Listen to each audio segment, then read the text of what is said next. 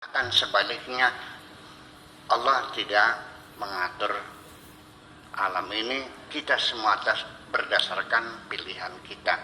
Ahli sunnah wal jamaah jadi kira-kira jalan tengah. Jadi qada dan qadar itu, takdir itu, ada takdir yang permanen selamanya dan ada takdir yang bisa dirubah suatu ketika. Ada pertanyaan seorang sahabat kepada Sayyidina Ali, apakah betul doa itu bisa merubah takdir? Ya, bisa. Bagaimana merubahnya? Tadinya engkau, berarti kalau begitu takdirnya hilang dong. Ya tidak, takdir juga. Kamu ditakdirkan miskin karena kamunya bekerja keras, tulus ikhlas, rajin bekerja, banyak berdoa, maka nasibmu miskin dirubah oleh Tuhan menjadi kaya berdasarkan doamu. Nah setelah kaya, ya itu takdir juga, bukan keluar dari takdir.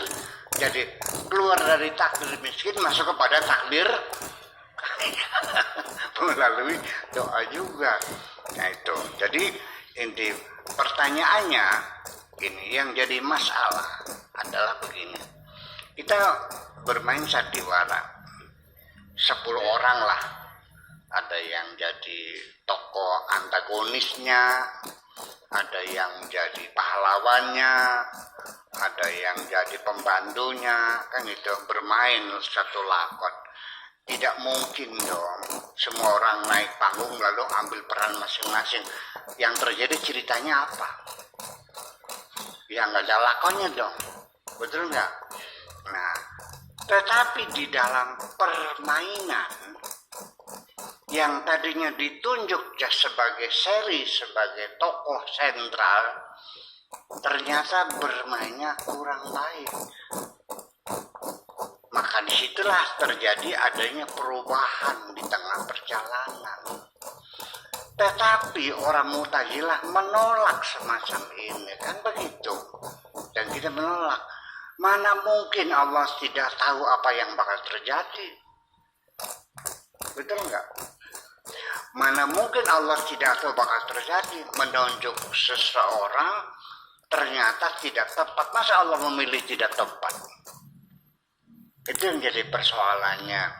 Jadi ini teori-teori skolastik dalam teologi Islam ini sendiri.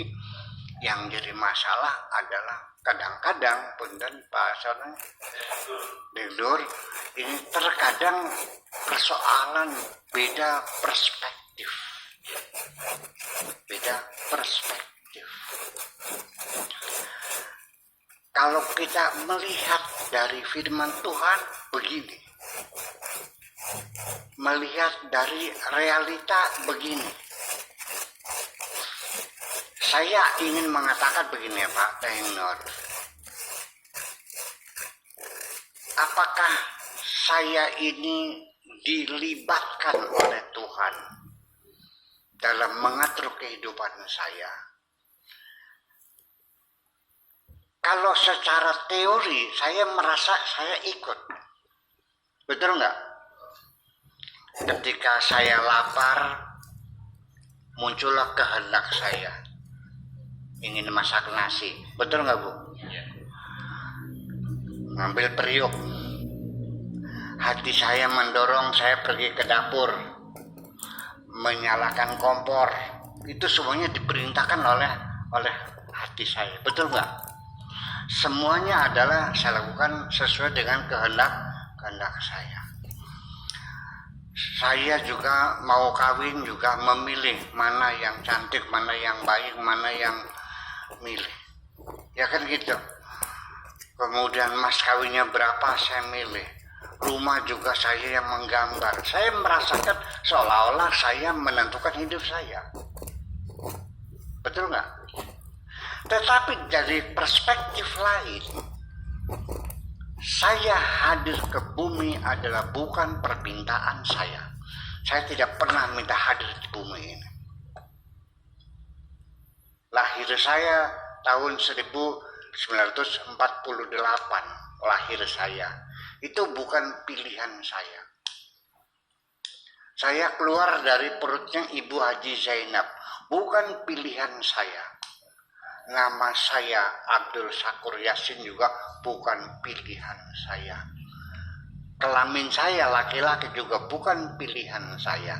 Saya tidak pernah mengisi daftar apa? Daftar kehadiran di bumi, belum pernah. Sampai nanti kematian saya juga saya tidak boleh memilih. Tidak boleh saya minta mati karena kanker. Tidak boleh saya ngambil pisau saya tembakkan sendiri. Saya tidak boleh mengakhiri hidup saya dengan beli tambang menggantung diri. Saya harus serahkan Allah, silakan yang menentukan. Yang penting aku siap pulang kapan saja dan dengan cara apa saja. Itu realita.